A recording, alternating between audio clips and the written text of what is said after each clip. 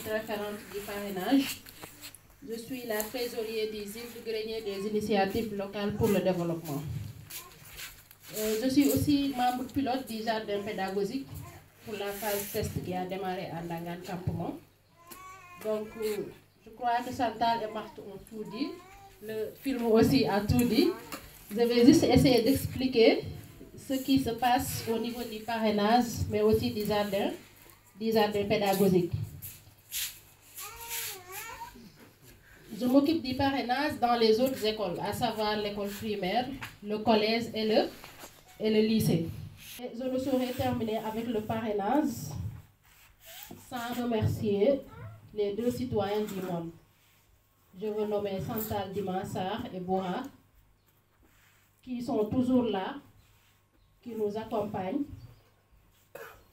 Leurs efforts et leur travail remarquable ont porté le fruit. Je ne saurais terminer sans remercier aussi le chef de village de Ndangan, qui nous facilite toujours le travail, qui nous accompagne et qui est toujours disponible. Merci, M. Faye. Donc, ce n'est pas facile de voir des enfants aussi engagés.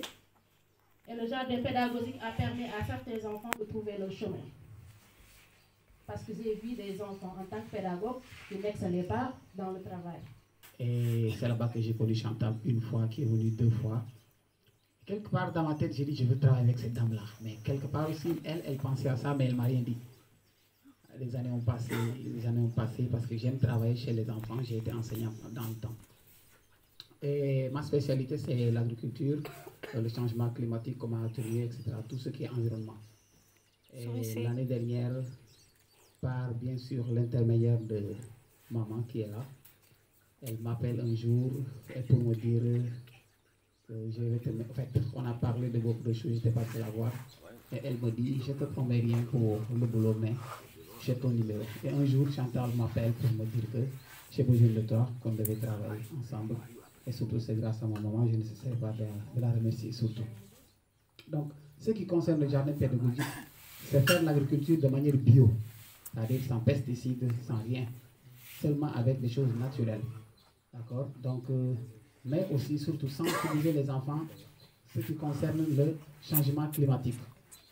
Parce que moi, personnellement, je me rappelle dans les années 80, lorsque j'étais à l'école, on faisait le maraîchage en Ziguinchor, en Casamance, à l'école. Donc, vous venez le matin, vous faites ça, toutes les écoles avaient ça. Et ça a disparu petit à petit. Comment, je ne peux pas expliquer ça. Et d'où mon passion est née de là. La passion de l'agriculture et tout ça, même si on fait ça en Casamance, mais la spécialité est née de là. Et avec les années, j'ai changé ma manière de faire pour faire des études de l'agriculture. Et aujourd'hui, Dieu merci, surtout si ça doit servir à sensibiliser des enfants pour qu'ils puissent comprendre quelles sont les conséquences du réchauffement climatique et comment est-ce qu'il faut faire pour l'atténuer, quelle est l'importance de l'environnement, quel est notre avantage, qu'est-ce que nous devons faire pour mieux. Voilà, donc il ne s'agit pas seulement de semer et de manger des aliments sains, mais il s'agit aussi de connaître son environnement et de protéger son environnement. Cette année, Chantal me disait qu'on allait vraiment se baser surtout sur l'environnement et sur l'agriculture bio. Donc c'est important parce que l'enfant apprend et tout le monde n'est pas appelé à être directeur un jour de l'école où voilà, les enfants peuvent être des grands agriculteurs. Maintenant que c'est développé, il y a des écoles pour ça.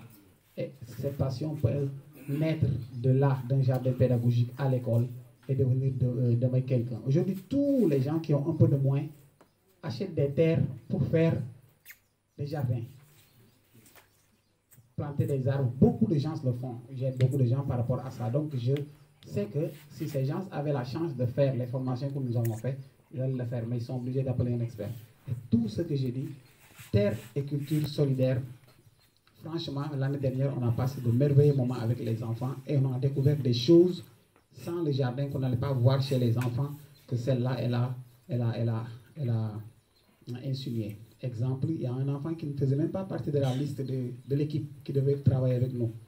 Mais l'enfant a aimé tellement qu'il est venu participer et on l'a laissé faire. Il était presque le meilleur enfant.